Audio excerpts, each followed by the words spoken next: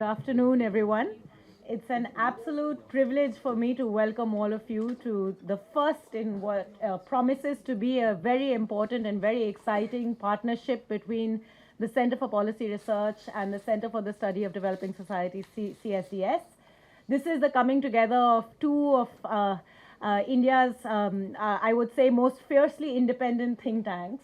And so, what I can promise you is, in the conversations to follow over the next couple of hours and in the future, there will be a lot of argument, a lot of reason, and a lot of nuance, and very little shouting and screaming. And that's what we hope with these conversations on democracy. CPR has been working over the last year or 2 years on deepening its own institutional research and understanding of democracy, particularly trying to better understand voting behavior, voting patterns. And we are very pleased that Rahul joined us a couple of months ago to further this work. And over the next few weeks and months leading up to the elections, you're going to see, I think, a lot more in terms of conversations, dialogues, predictions, which inevitably are wrong, from Rahul and team. So do keep your eye out for that. What we have in store today is a really interesting and important discussion on election, and particularly on the issue of polling. Increasingly now, pollsters have become a critical and important component of the public discourse and public debate. I myself have found myself in any conversation, the first question over the last 3-4 weeks has been, so now what happens in May? And all of us throw in our predictions in the complete comfort that it's going to be perfectly all right to be wrong, because all the pollsters seem to be wrong quite often too. So what we hope to do today is to better understand the art of polling, better understand how pollsters arrive at their numbers, and also have a more robust dialogue on how to strengthen and improve polling in India. Over to you, Rahul, to carry on the proceedings. And I would like to especially thank Sanjay Kumar of CSDS for this partnership and all our panelists for taking the time out to be with us here this afternoon. Thank you. Thank you, Yamini, and thank you all for coming. My name is Rahul Verma. I'm a fellow at Center for Policy Research. Along with Sanjay ji and other friends, we sort of did an issue of Seminar magazine a couple of years ago, looking at various aspects of election polling. We were really concerned, as Yamini pointed out, that why polls are sort of going wrong, and what can we do to sort of restore the art and science of election polling and seat forecasting in India.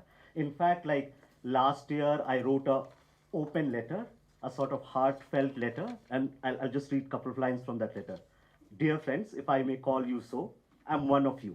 I share your nervousness about forecasting an election, almost go sleepless the night before the counting day, and jump in joy when we manage to correctly predict an election outcome. And through a heartbreak, when the gap between prediction and final outcome is unbelievably large. So what has happened in last couple of years, that election polling, at least in public perception, has become an election night tamasha. Nothing more than that.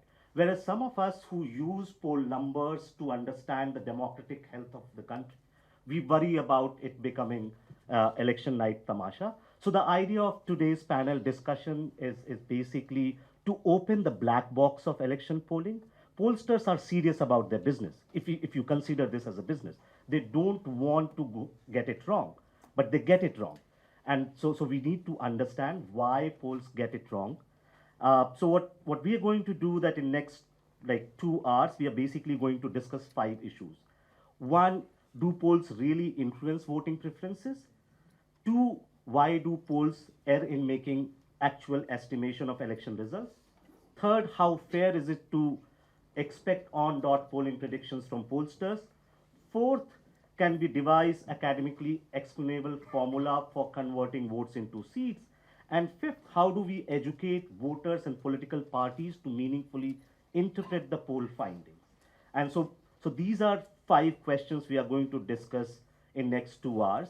And I just wanted to sort of also point out a couple of things. So election polling in India is very, very old. It started way back in 1957 with Eric Da Costa. And then for a couple of years, no one was doing polls. Rajni Kothari at CSDS revived this tradition with uh, American behavioralism in 1960s. And then Pranoy Roy and his team did a couple of polls in 1980s, and then CSDS and other organizations started doing lots of polls in 1990s. There are three kinds of polls we do, right? And all these three are election related. First one is pre-polls, which are being done now, like basically 14 to 15 days before elections. Then the second one is exit poll, which is done on the day of polling, right, outside the polling booth. And third one is post poll, which is done after the voting has taken place, but before the counting is over, right? So one, we need to differentiate these three kind of polls. Every time we sort of equate three polls together.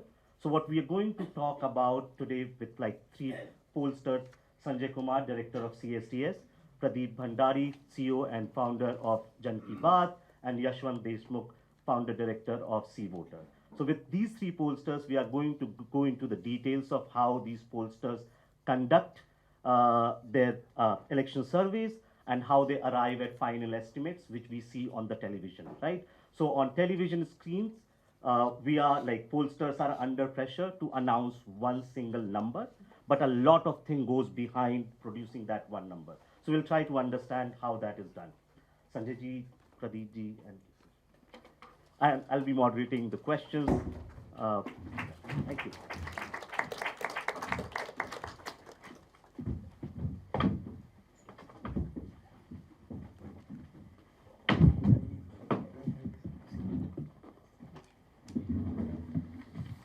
So what we're going to do is basically in next 25 to 30 minutes, I'll ask them some questions and they'll try to answer them, and then we'll open it for audience for 15 to 20 minutes to ask questions.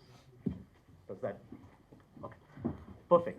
So let me begin. So most of the election surveys are done for media houses, TV channels these days. TV channels basically approach pollsters or vice versa, and they ask that whether can you do a poll for us, and they would tell you a number that this is the amount we can sort of generate for doing a poll. Uh, so when pollsters do these surveys, their cost estimates are based on per sample or per unit. And cost is generally has like, there are many factors that go into that like cost, but it depends on the how large the sample is. So if you have large sample, per unit cost is going to go down, right? Second one is the spread of the sample. If the sample is spread, it is going to give you better estimate, but that means you're going to travel far and that would increase the cost. So that's basically the sample. Second, the weight of the instrument. How many questions you are going to ask. If you're going to ask too many questions, you are going to spend a lot of time with one voter, which will again increase the cost. And third one is the turnaround time. If you want to do a poll in 1 or 2 days, that means the pollster will have to employ a large army of interviewers. So these are the three important factors on which they estimate per unit cost, right? And that cost can range from 100, 150 rupees per sample to 400, 500, depending upon how these components are playing. So polling is a very, very costly exercise. And so there is a lot at stake for the pollsters, right? So let me start with Yashwantji first. When a TV channel approaches you and asks you that we have to do a national sample for 2019 election, how many voters do you think one should be talking to? Because this is the first question most pollsters are accused of, that you have only talked to 5,000 or 10,000 voters. There are billions of people in this country. How can you make an estimate based on just 5 to 10,000 voters? Technically speaking, for a national vote estimate, approximately 1200 sample is good enough. That's it. 1280 to be precise. But yeah, 1280 approximately to be precise. So that is good enough. And that is precisely our sample size for our weekly omnibus. And we have been doing it for last 10 years now as our tracker. Uh, from the 1st of January, actually, we have started doing it on a daily basis. Okay. Um, so the the sample size thing is becomes critical in India only when you are trying to give projection for each and every state, and within the states you are trying to project for different regions. So basically, the more universes that you're trying to, for each universe you have to keep on adding up. So if you have got, say, even 30, 29 plus 130 states, you are looking at a sample size of roughly approximate 30,000 plus if you want to project a state-specific vote share for each and every state. Okay. That would be But are you going to take same number of voters for a large state like Uttar Pradesh and a very small state like Goa?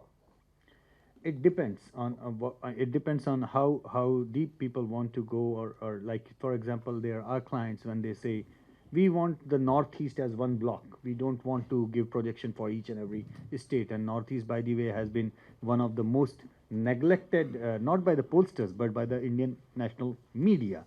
And for the last 15 years we have made it a point that we are going to poll for the northeastern states individually. And I can say, not even a single time in last 15 years a single media client has ever commissioned that thing.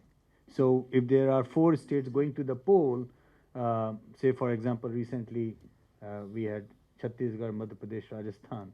The 4th one, nobody commissioned. We did it from our pocket. So that has been happening for the last 15 years now. The media never commissions anything for the northeastern states.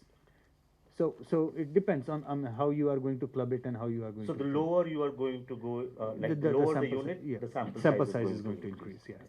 Pradeep, like recall your latest poll which you sort of did. What was the sample size and how did you select that sample? And whenever it gets too nerdy or boring, please let me know. So I look at this from a different outlook, and my idea is that whenever we do polling, the idea is to travel the ground the maximum.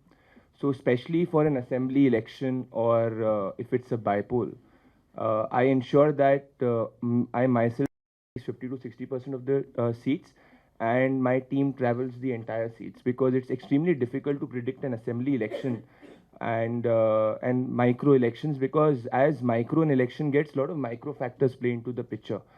And for a national election also, my idea is that I should have a team at each place, and then we assign the team, and the team is responsible for covering the seats. So I look at it completely from a seat-based analysis and from a state-based analysis.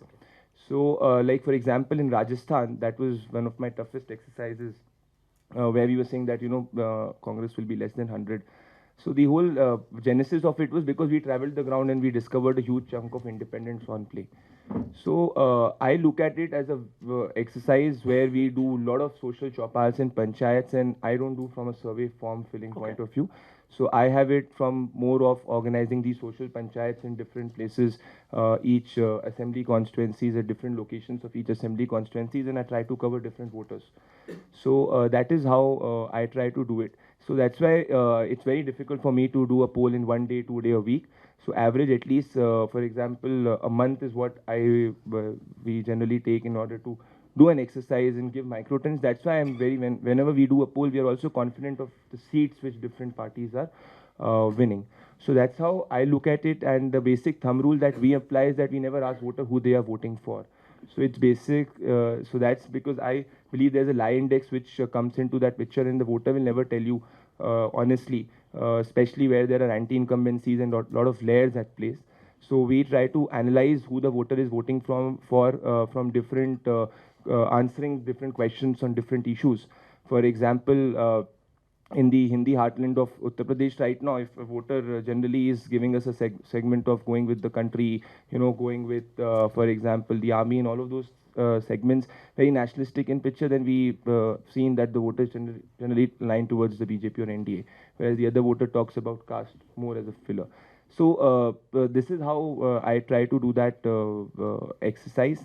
And yeah, so generally we unintentionally try to cover a larger sample, because if you are on the field for a month and then you you encounter a larger sample and a lot of micro trends. So that's how. Oh, that's very interesting. So, Sea Voter basically does daily trackers and through random digit dialing, whereas Pradeep uses Chopals as a medium to conduct election. And I know Lokniti's work because I've been trained by Sanjay ji and others. Lokniti follows a very conventional mode of doing election surveys. So, how do you go on about selecting your sample and how large those sample surveys are?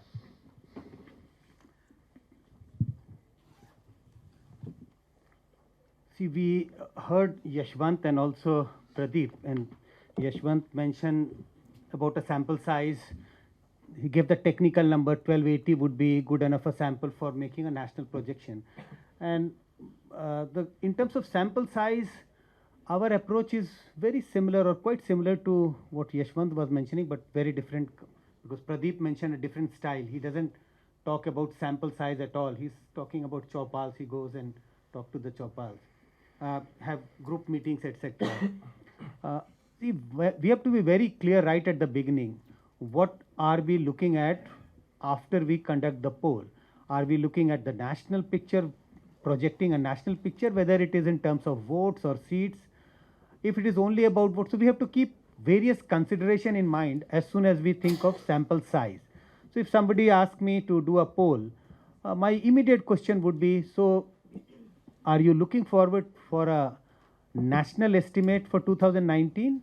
And is this estimate about only votes or seats?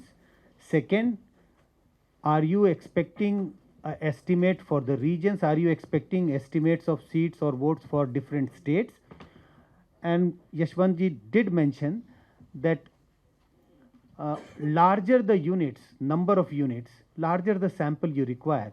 But still, I would not go with 1,280 sample, even if I am expected to do a national projection. Even for, technically it may be right, 1,000 sample is all right for making kind of an estimation. But as Rahul mentioned in his initial remark, it has become so challenging, and it is so much watched after. Everybody is looking at your prediction in a sense, which party is ahead at least, and for by how much votes. So I would say, if a national sample, almost 7,000-8,000 sample, I would suggest that we should be taking 7,000-8,000 for a national sample. But even this 7,000-8,000 will not allow me to give disaggregates even for reasonably for even for the regions, what is happening in the south, what is happening in the north, east, etc. The problem, I think, with most, I think, people who consumes the surveys, in a sense, people in the channel, and largely the politicians, when they come across, they don't understand. I think that's my perception. What is small and what is large? You do a 50,000 sample, and if the findings doesn't suits their requirement, if they think, if it says that your party is trailing, even 50,000 sample will look small to them, and they would say, oh, this is too small a sample. What is small and what is large is not defined. You do 5,000 sample, and if the sample indicates positive things for a party, and the party leader would be sitting with you and he would say, yes, this is a, he won't ask question about sample size. So this is the whole issue of how big should be the sample, how small should be the sample.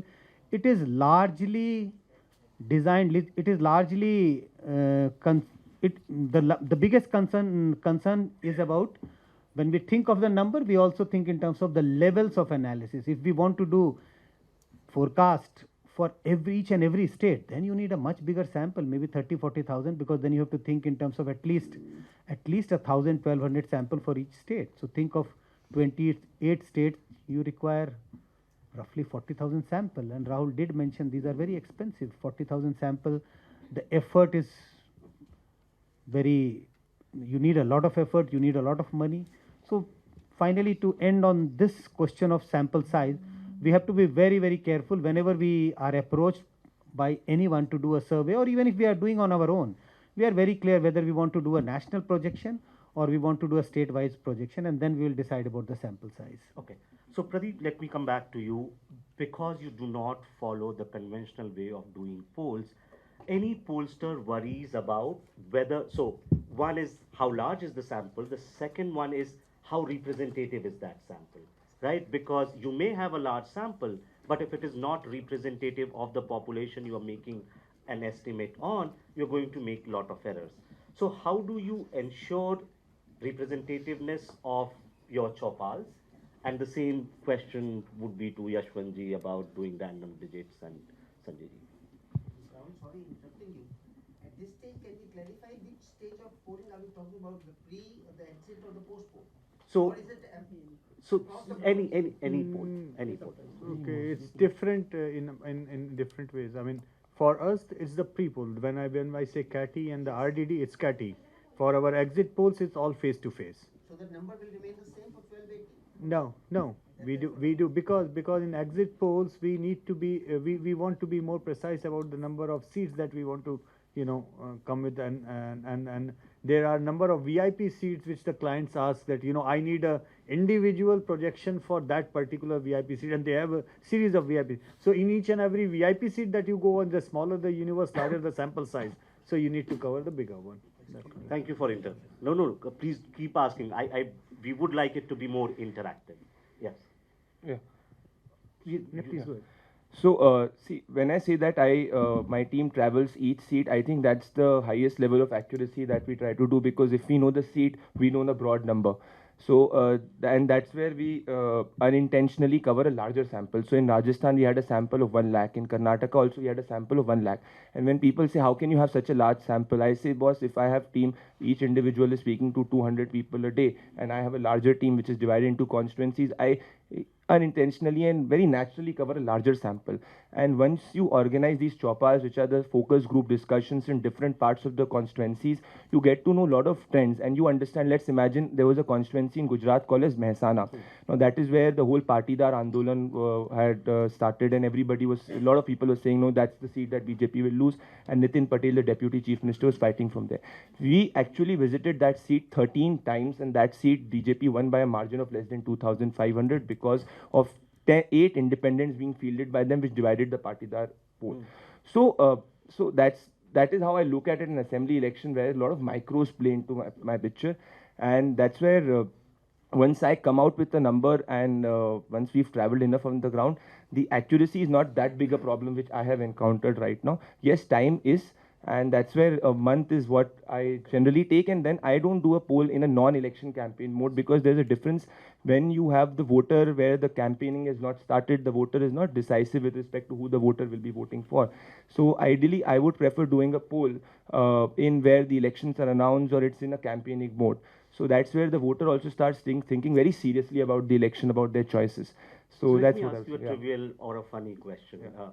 If you're going to one person 13 times within a span of like 4 weeks, don't they get bored and say like, why are you coming? No, it's not about going to one person at different same person again and again. It's like let's understand that let's take a constituency, right? So constituency will have different segments where different voters, different castes will be dominating in different parts of the constituency. You travel to those different.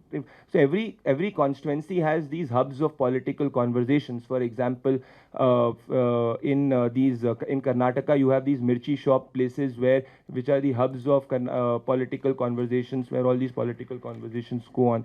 Then in Uttar Pradesh, these are pan shops where all these political conversations go on. So there are different places in every state which are hubs of conversations. And those, if you randomly identify them, which are geographically spread, that is where you get the trends. Okay. And then we also match it by going to the voter in a very alone मान लीजिए आप खेतों में चले गए, खेतों में जा रहे हो, अलग अलग जा रहे हो, तो ऐसा नहीं कि आप 4 लोगों के साथ में बैठे हो तो आदमी उस जो 3 लोग बोल रहे हैं उन्हीं को फॉलो करेगा. So that's where we also try to ensure that you avoid any amount of bias or any amount of lie index which comes into the picture. For example, in Madhya Pradesh, where I was saying that 22 seats will be less than 10,000, this was extremely historic, but that's what we were encountering. So for a national elections, I don't see a lot of micro trends coming into picture. As of now, I'm not finding that. But for an assembly, I definitely feel that these doing constituency-wise helps. Okay. Yashwantji, so you do random digit dialing. So basically, you are randomly dialing numbers, and once you reach 1280 by the end of the day, you call it your national sample for that day. How do you ensure that those 1280 has uh, like enough number of Muslims, enough number of SCs, enough number of women, enough number of rural people to make it like nationally representative sample? So first of all, if it's RDD, then it automatically becomes representative, Okay. number one.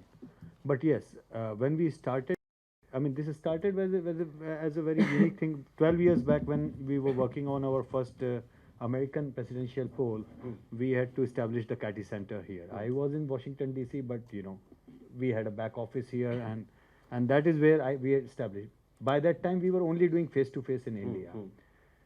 And at some point of time, we realized that the mobile telephony is growing up big time in India, and maybe it is the right time to start doing it right away. And now we know, I mean, technically it's more than 85% of the coverage for the Indian population, and for adult population, if you look into the number, it's actually 100% saturation, in that way. When we started, we used to get more from the urban, almost 70% urban and 30% rural on CADI. And we had to statistically weigh in like that. We used to get more educated, more upper caste in that sample. As on today, it comes just the other way around. 70% rural sample, perfectly on RDD. In fact, sometimes I really get amazed the kind of representativeness that we get on that sample, because mobile is so easily available everywhere. It gets us even the remotest possible areas, like in the hilly states like Himachal and Uttarakhand and like that, where it is very difficult to plan a sample on a daily basis like that. It gets us perfect Dalit and this combination. Minorities perfectly well. Where we lack even today is the female sample. Probably because the ownership of the mobile in a household largely still is with the male. So we have to put for the booster sample specific female researchers who would be calling in, and if the male picks up the phone, they would be requesting, can I talk to a female member in your household, and like that, so on. So yeah, that part is challenge, but I guess that female sample is a challenge even in the face-to-face. There is the same challenge. We are just trying to overcome with that. But it is interesting to observe. You see, Pradeep's way of doing is the cluster sample in a more qualitative way. We have a parallel team for qualitative. They are all journalists, senior journalists who have been working with us for almost 17, 18 years now. There is a team of 12 people out there. And they do come up with each and every seed. They give a perfect qualitative input. Even in Rajasthan, they gave me a list of 24 independents who are going to win. We cross-check that with our, it's like when our qual team and our quantitative team, the trends given, the broad trends given them are in the same direction, we are okay. If they are not in the same direction, we ask them, both of them, to go back and figure out what went wrong where, till they come and speak in the same. And still, if sometimes it happens that, they are kind of going in different direction, we understand that the election is too close to call. But we don't give the qualitative team's assessment as our projection, simply because you can be, officially either be a quantitative or a qualitative, If we are giving the data from our quantitative survey, then we stick to it. Even if means that, in our Rajasthan sample, quantitative survey says that, okay, Congress will be crossing 130, and our qualitative team is saying, no, they will be 100 because there are about 2 dozen independents winning. But we stick to what quantity, because that's what the proper random thorough sample is. And more often than not, I figure out that a good random sample is a better predictor than a qualitative input. That's what I have seen. And once you are covering too large a spread like a Lok Sabha election, I would be more keen on my input of the data, because that's the most objective thing to do and apply your algorithm for the projections. It's a one rule, simple rule, which works for everything. So that's what it works. So Sanjay ji, there are 543 constituencies. 15% of the constituencies are reserved for scheduled caste. 7% are reserved for scheduled tribes. Now, how do you ensure that when you are, say, for example, going to poll in 100 parliamentary constituency, you have similar proportion of SC reserve seats, ST reserve seat, and at the end of the day, when you finally receive your sample, your voters, respondents, it's representative of the population that you have surveyed. So Rahul, you have asked two questions about if we want to do 100 parliamentary constituencies, because we don't go to each and every parliamentary constituency if we want to do a survey, because if that is required, then the whole process, the purpose of sampling, the whole sampling theory is challenging the whole theory of sampling. We don't go to each and every constituency, and we seriously believe it is not required. You don't need to go to each and every constituency. So we would select X number, and X number would be considered because of due to several reasons, money, time, etc., etc. So take for example 100 constituencies. If we want to go to 100 parliamentary seats, first we would look at in terms of, we will keep state as the unit of sample. We would draw a random sample of constituencies using a technique which is called PPS method, which is probability proportionate to size. Very simple. You have all the 80 constituencies of UP. There is a serial number. Each constituency has a not a population, number of voters in each constituency, and this so you have a list. So in the third column you have number of voters of one constituency is 1. In the second column, in the second row, we'll have first and second added, third, and so last 80th row will give us the total number of voters of UP. So if we decide that we are going to select 20 or 25 from UP, we will select it randomly, and it always gives us a representative sample. We will not bother about whether we have got adequate number of Dalit reserve constituency or not. It always comes in. But we do a check. Once we have selected these 100 constituency, we would try to check whether out of 85 Dalit reserve constituency, do we have adequate number in our sample or not. So we do apply a check after we have done the sampling.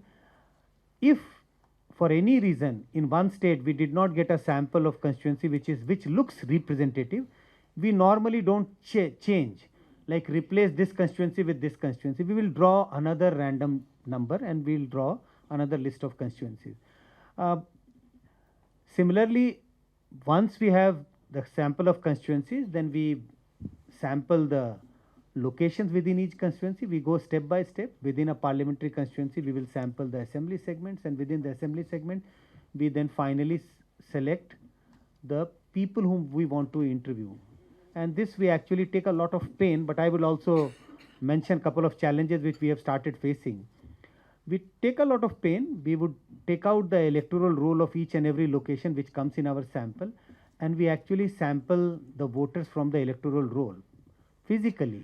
So all these electoral rolls are downloaded. We take a list, and we normally do oversampling, keeping in mind you go to a village with a list of 20 people whom you want to interview, but they may not be available. So we would draw a list of say 30, 35.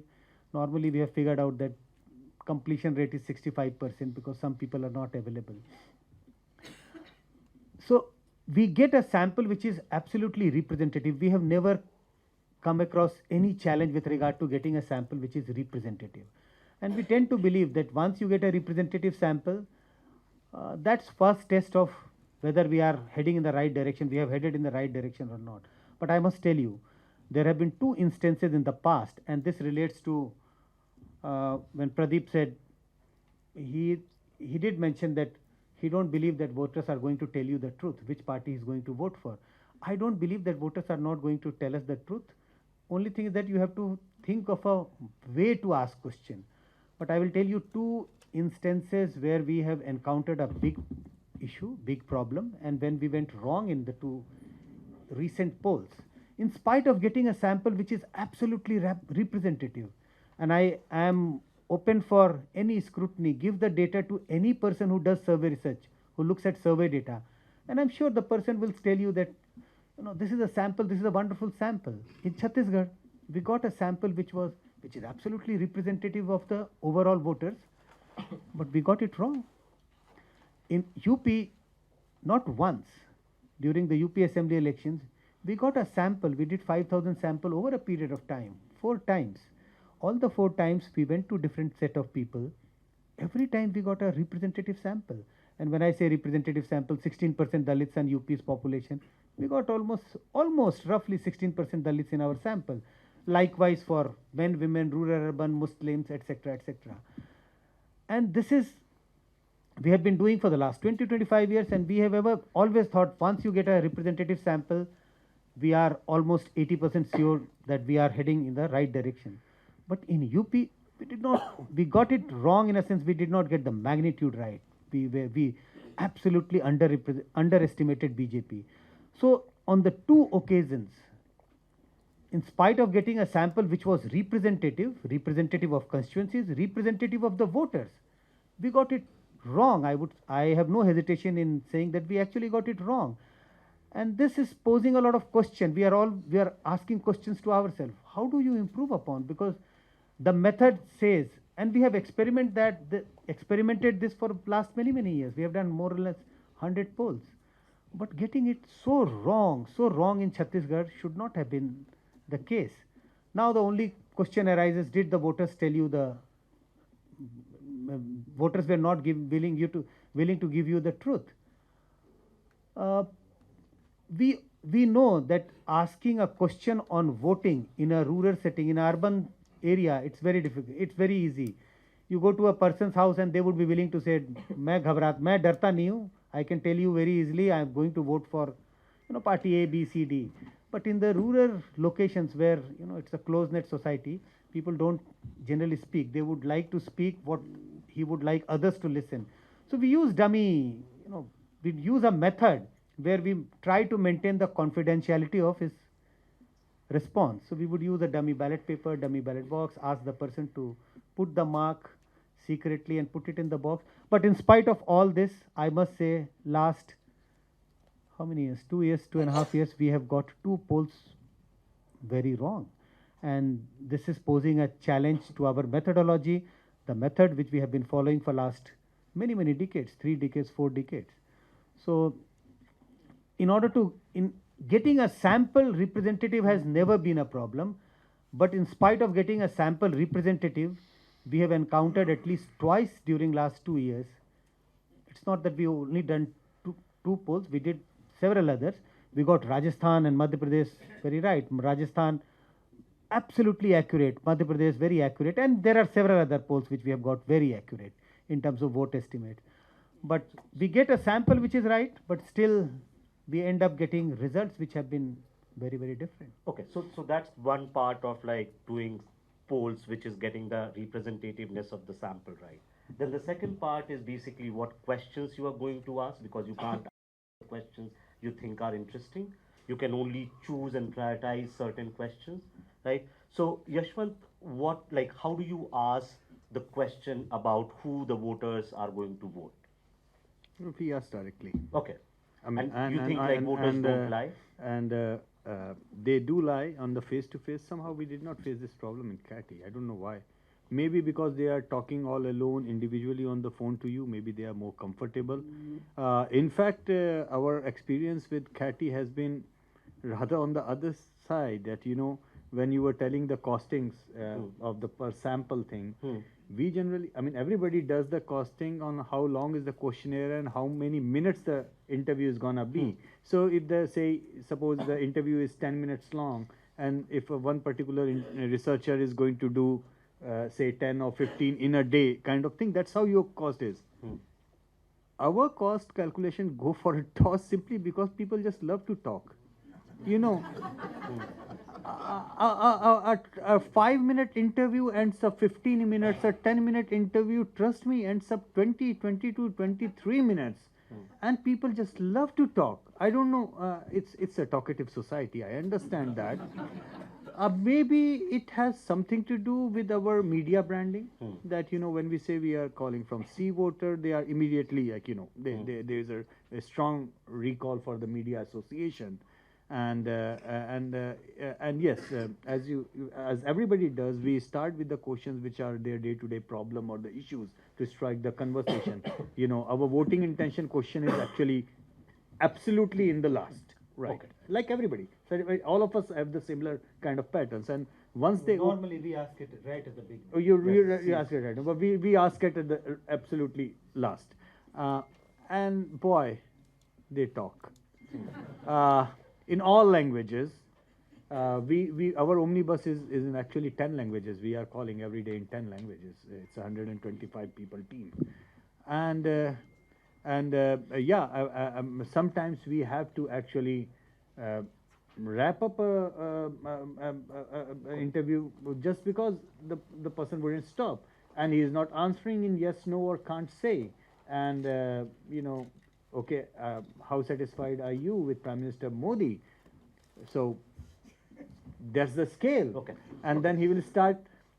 The guy started well, but then okay, so are you satisfied with him or not?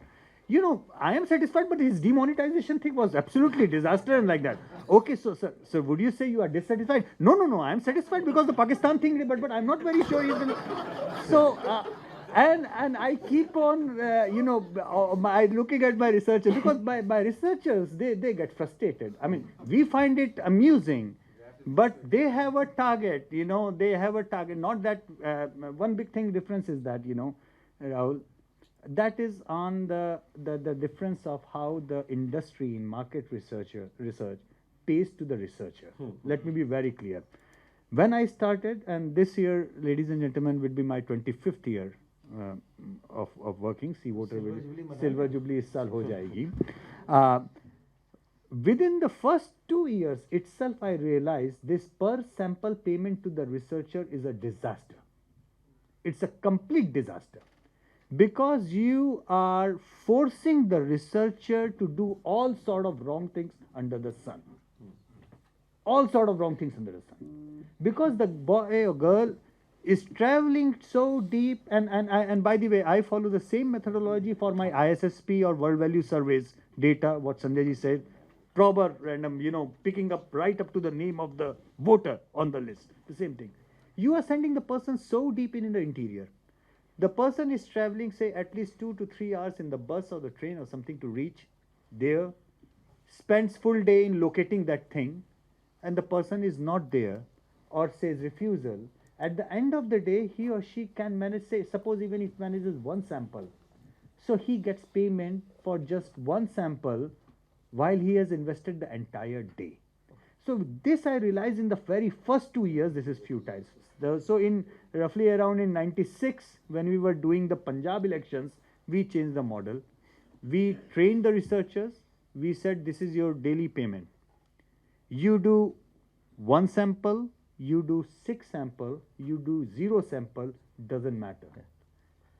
What matters is that you just come back with your blank sheet of paper and say, not a single paper sample done, but you will get the payment. But don't do anything else. And Basically that has giving worked. job security. That has worked. So we'll do a marvelously for us. 5 minute of rapid fire, and then we'll open the floor for the audience. So, and Rajdeep asked me this question a week ago, so I'll ask you this question, Pradeep. Because you do this हमारी कहानियां चुराते हैं. Chopal model of basically forecasting election seat by seat. How do you, so you can tell your viewers or your client that party A is winning these many seats. How do you ensure what is the level of votes for party A and B, and what is level of votes for other smaller parties? See, so basically asking with this with respect to the vote share and the seat share thing. Yeah. See, this is my opinion, and then I believe that this theory of vote share converting into seat share does not completely hold good. You've seen parties with a specific vote share get many higher amount of seats, at the same vote share get lesser amount of seats. So rather than doing it as a vote share, seat share analysis, vote share is not that difficult to predict. But I do not see any direct causation of a vote share with a seat share. And you can see past data. You've seen Bihar. You see 1990s with respect to different elections. Even in Uttar Pradesh, you might see a vote share converting into seat share differently in a state election, and a vote share converting into seat share differently national. So I do not buy that theory completely. So that is number one.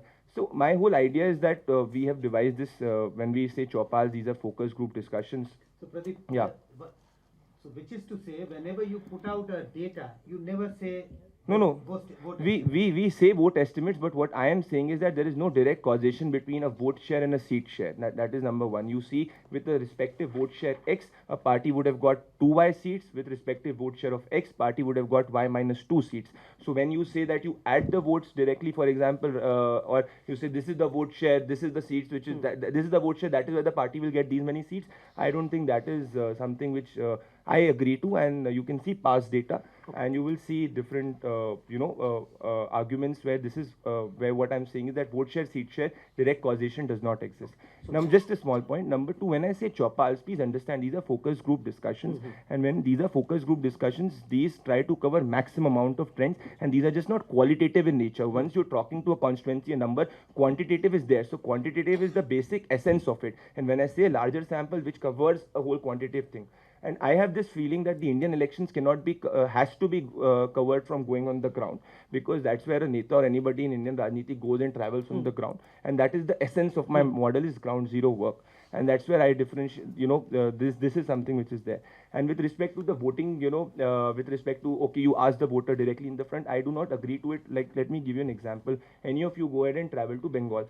Not even one voter will tell you that they'll go ahead and vote against the TMC. But once you start traveling wide outside, away from Kolkata towards Purulia and places, you would find places of anti-incumbency where voters start narrating the problem. They will have the TMC flag, but they will say, nahi, is baar to ye karenge, right? Why did people not, in Bihar, everybody was saying Narendra Modi's places and urban areas getting huge amount of margin, but right at the rural voter had love for Nitish Kumar, and Nitish had won, and I think Mr. Balla had predicted that completely accurately. So I do believe that I also, like Yashwant ji, asked that question of, kya bhaiya, kisko karoge, provided if it is needed. If I get कि 1, 2, 3, 4 say कि भाई अच्छा इसकी ये सोचा इस तरफ जा रहा है, तो then it is there. But So I definitely feel that my job stops at giving the vote share. Okay. I'm absolutely no. I mean, I've been saying this for more than 15 years now. Every time I am going ahead with the pre-poll or exit poll, that the numbers are just seats are just an extrapolation, and with the same vote share, 10 psephologists with their formulas can come up with 10 different seat share projection. Our job stops at seat share. Problem happens is that the education about what to expect from the survey among the journalists, or more so with the editors itself, is so pathetic in this country. It's absolutely disastrous. I have seen very senior editorial people applying margin of error on the seat share projections. And every time I can give you, every election after election, you will come across how good were the surveys, kind of analytic pieces in many of the newspapers and portals. And invariably, 99% of them would be doing the same thing, applying the margin of error on the seat share projections. So the problem is that the media, and particularly the editors in this country, very handful of them actually understand the data. Very handful of them. Very handful of them actually follow even the press council's guidelines on publishing the polls.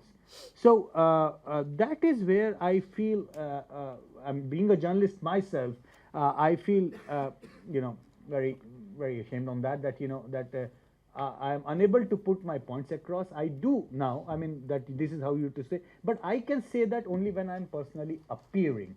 If I'm not appearing, they just go ahead with their own headlines. So I'll open the floor and people can ask questions. We'll take 3-4 questions together, and then you'll get like 2 or 3 minutes to respond. Yes, please. So in last general election, Mr. Deshmukh, a very small TV channel called Express, which has closed down, Right. did a sting operation Right. where they went to the all the pollsters and said, okay, we'll give you money, please do prediction in our favor and all that, and it was captured. And so how easy it is, to just tinker, send one guy there and put something else in it, and very easy. in the papers, and Very easy the if you survey, want and to- come out with some different results. So let's ask pointed questions because we Very easy if you want to run Sir. a fly-by-night shop. You know that you want to do something honky-ponky in one election and then you are gone. Very easy. If you want to run a fly-by-night shop, it's very easy. But if you want to create an institution, if you want to conduct an exercise, as they say in Hindi, घोड़ा घास से यारी करेगा तो खाएगा क्या? Your credibility is something which you earn over the years. Your credibility is something which you give the numbers people talk about, they are correct or not, that is what the essence, because in our game, the results are out, and the day the results are out, you are naked standing, you got it right or you got it wrong. As simple as that. If you get it wrong, if you have an explanation why I got it wrong or why I'm unable to say I got it wrong, it's fine. But yes, it's very easy if you want to run a fly-by-night shop. But if you want to create an institution, if you want trust, if you want the people to trust your numbers, if you want the people to talk about your numbers, then you have to work hard.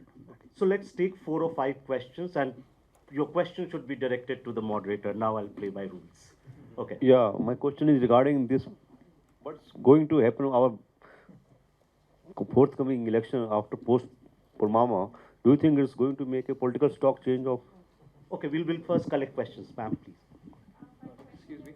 Yeah, just ask a question.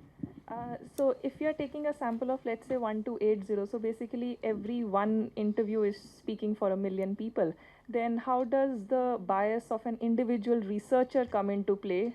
Are there instances when the researcher would keep asking questions till the responses align with their own inclination?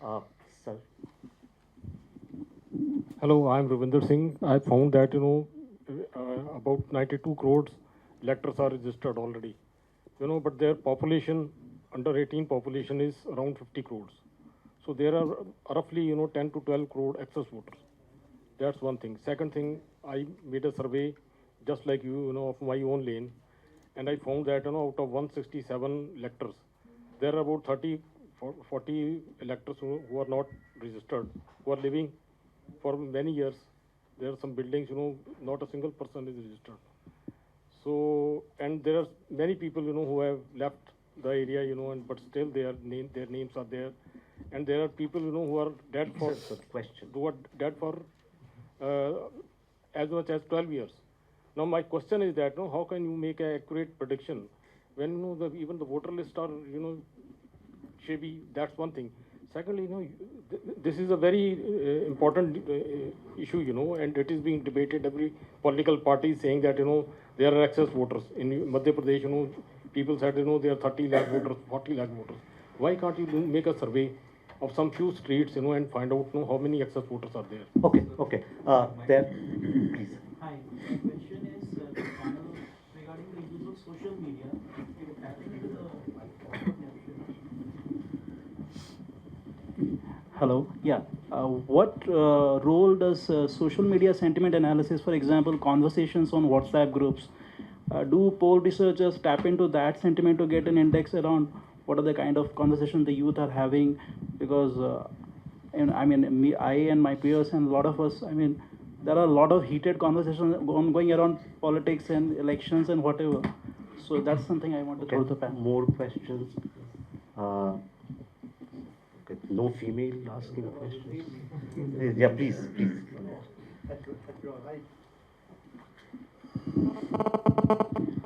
I somehow feel that there are chances, like if we are going for quantitative analysis, like researchers, they might just fudge the data.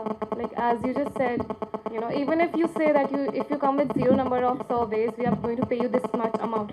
But anyway, like how do you check that they do not fudge the data? Because I'm a student, we do that while we are on survey. That is so nice of you.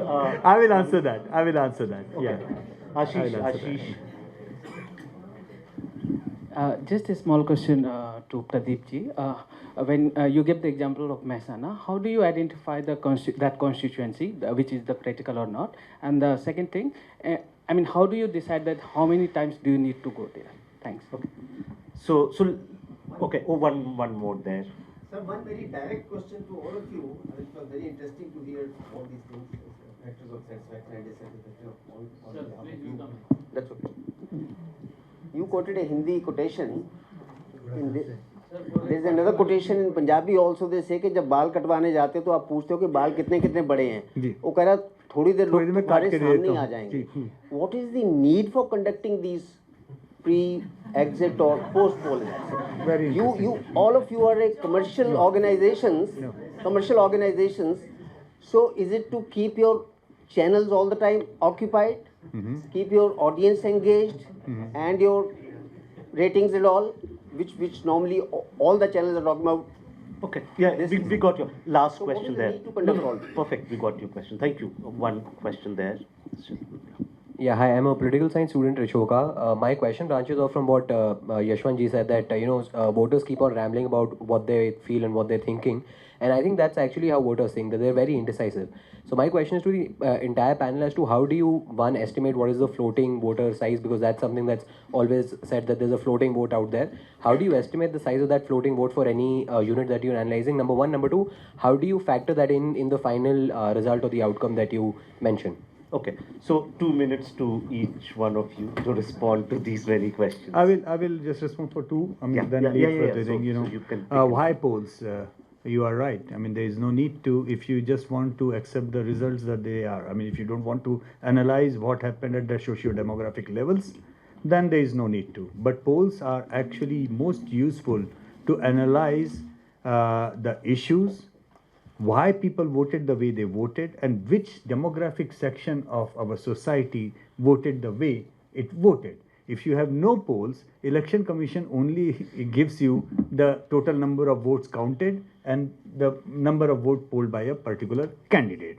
So you will never be knowing the intricacies of the voting behavior. That is why you need the poll. So I hope that's why it is required, number one.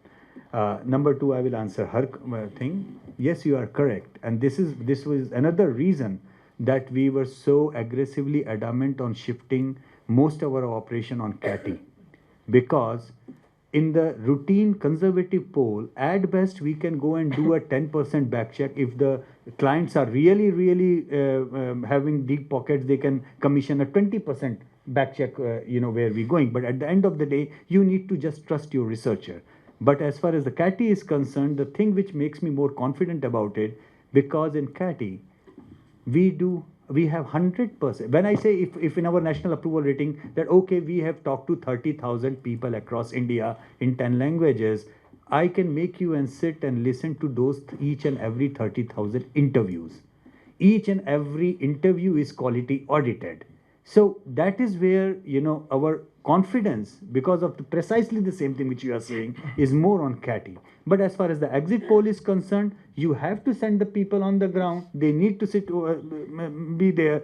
Only thing which probably now with the digital technology we can access is that because data collection is now more on our live app, it sends you the precise geolocation that a person which you have asked him to that particular booth, whether or not he or she is in that particular booth, that you can understand. But even if the person is just standing over there and doing something fiddling like that, there is a limit to what you can check and what you cannot. At the end of the day, you have to trust your team, you have to trust your researcher, as in any job. You trust your doctor, you trust your compounder, you trust your pharmacist, you trust your researcher. Simple. Thank you, Pradeep. So there was a question with respect to what do you think about 2019. the initial observation, I've traveled for a month, this is the only day I'm in Delhi, is that if it's turning out to be a patriotic election, it will be advantage Narendra Modi as of now, if it turns out to be a patriotic election. We don't go with respect to the social media trends, ki kaun kis pe trend kar raha hai, what is which party trending, because we believe that it's still very immature as a market to do it as US does. Number 3, how do you get it correct? Till now, basic thumb rule, wherever we get the maximum accuracies, we've been on the ground, तो ज़मीन पे जितना ज़्यादा उतरेंगे उतनी ज़्यादा चीज़ें सही होने की chances होते हैं. Why did I travel Mehsana 13 times? Because it was my initial days and I was not able to understand that constituency, and floating voter was giving everything at different places. And as he said that voter is indecisive. Voter is not indecisive for me. Voter gets decisive after a period of time. So once you see model code of conduct being played, that's when voter will start talking seriously about his choices. So that is the reason. And then why do you need polls, sir? For me, so we used to do digital reporting. We still do it on our Twitter and Facebook, but we did not get any money from it. So digital में पैसा ज़्यादा आता नहीं है. So coincidentally, I traveled Uttar Pradesh, and then there was a channel which said you've traveled so much, and we've built our own models, and we got Uttar Pradesh correct. So that's how it started. So it's just coincidence which is there, so nothing of, that is there. And then from there, it's the place when elections happen, voters really express their issues, their problems, and they're very expressive. So if you want to do ground level reportage also, that's the best time to do it. So that's how it just happened. So rest, I don't know. Thanks.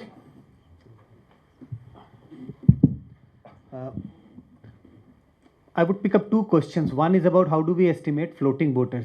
I must tell you that when we do our polls, it's not just asking 1 or 2 questions. We still do face-to-face interview. We travel to, we means I don't travel to any place. I personally don't go to any state where elections are taking place because of different reasons. I just want to look at the data because I won't be able to travel for 20 days to look at what is happening at different places. So we use a very detailed questionnaire, and that's precisely, also it explains what is the utility of doing polls. We are not asking only question about which party you're likely to vote for, whom do you want a prime minister, etc. We ask lots of other questions to understand how politics in this country is changing. If we want to understand why do we see women voting turnout going up, we need to ask questions about that. Whether people are voting for performance of the state government, central government, and various such questions. These questions can only be answered if we do a proper poll. So yes, besides doing this gimmick of which party is winning, which party is trailing, we do make good use of the data to understand politics.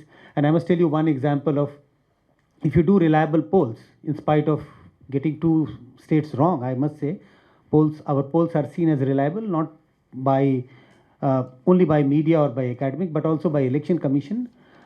After 2014 election, before 2014 election commission did a very aggressive campaign of mobilizing the young voters, and they have no idea, they have no way to figure out whether young people actually turned out to vote in bigger numbers or not. So where do they get this information from? So actually they relied on CSDS data. They asked officially to share the data of the young voters. And how do we get this? Because we are asking 2 questions. One is about your age, also about your various other opinions, attitude, political behavior question. So that's the utility of the poll, besides gimmick of winning and losing. And the last one is about how do we assess floating voters. 2 questions. If we are asking in the pre-poll, when we do the poll, maybe 15 days before election, we ask people to give preferences, give their, indicate which party they are likely to vote for. And we would always get some people who would be saying, I haven't made up their mind. I have not made up my mind. This is not a conversation because we use a dummy ballot paper. So you finally take out the ballot paper and you see no mark. So these are blank. We get that from that estimate that what proportion of voters are floating still 20 days, 10 days before election. But finally to arrive, what proportion of voters were the floating voters? This is after the election. When we do the poll, we ask one specific question. When did you make up your mind to vote for, which party to vote for? And we have several options. So we would treat all those voters who would say just a couple of days before elections. And I must tell you from the data, the proportion of floating voters in Indian elections has gone down drastically during last 2 decades. It used to be roughly about 40%. It has not gone down to 23%. How do we get this data? This is only from this question. And we see that voters are getting more and more polarized, and they have made up their mind, as I see happening in 2019, large number of voters have already made up their mind without looking at the candidate, etc. So this is from where we get this answer about floating voters. Thank you. Thank you so much, Yashwant ji, Pradeep ji, Sanjay ji. And you can see, like, we have just begun scratching the surface of how polls are conducted in India. This would require like a full day conversation, and hopefully we'll do something like this again. We'll break for 2 minutes, and then we'll talk to Rajdeep Sardesai, Surjit Bhalla, and Saurabh Dwivedi, how polls are consumed on media platforms and what do they make of these polls. So just 2 minute break, and we'll be back. Thank you.